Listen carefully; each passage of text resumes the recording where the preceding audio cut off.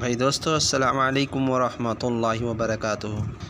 آپ کے سامنے اور ایک ویڈیو لے کر آیا ہوں۔ اگر یہ ویڈیو اچھی لگی تو لائک کرے، کمنٹ کرے، شیئر کرے اور سبسکرائب کرنا نہ بھولے۔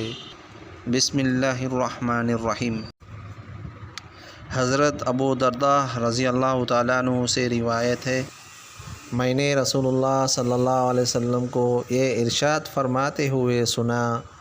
مسجد ہر متقی کا گھر ہے اور اللہ تعالیٰ نے اپنے ذمہ لیا ہے، جس کا گھر مسجد ہو اسے راحت دوں گا، اس پر رحمت کروں گا، پل سے راستہ آسان کروں گا، اپنے رضا نصیب کروں گا اور اسے جنت عطا کروں گا۔ طبرانی۔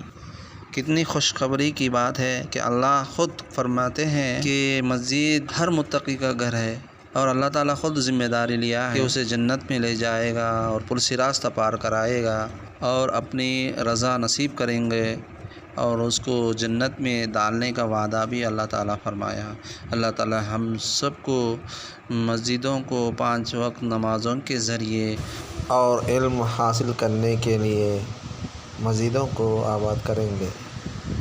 اور ایک حدیث میں آتا ہے، حضرت ابو ہریرہ رضی اللہ تعالیٰ عنہ سے روایت ہے کہ رسول اللہ صلی اللہ علیہ وسلم نے ارشاد فرمایا، جو لوگ کثرت سے مسجدوں میں جمع رہتے ہیں وہ مسجدوں کے کونٹے ہیں، فرشتوں ان کے ساتھ بیٹھتے ہیں،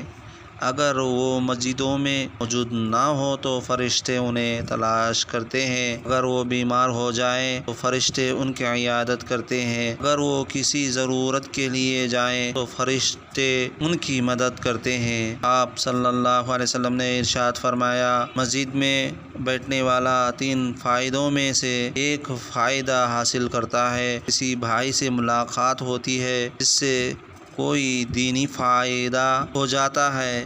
کوئی حکمت کی بات سننے کو مل جاتی ہے، اللہ کی رحمت مل جاتی ہے جس کا ہر مسلمان کو انتظار رہتا ہے، اور ایک علم کی بات مل جاتی ہے۔ حضرت عائشہ رضی اللہ تعالیٰ عنہ فرماتی ہیں کہ رسول اللہ صلی اللہ علیہ وسلم نے محلوں میں مسجد بنانے کا حکم فرمایا اور اس بات کا بھی حکم فرمایا مساجد کو صاف ستھرا رکھا جائے اور ان میں خوشبو بسا جائے۔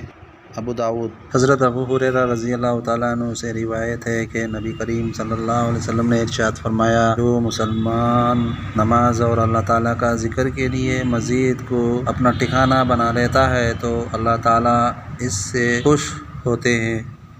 جیسا کہ گھر کے لوگوں اپنے کسی گمشدہ کے واپس آنے پر خوش ہوتے ہیں۔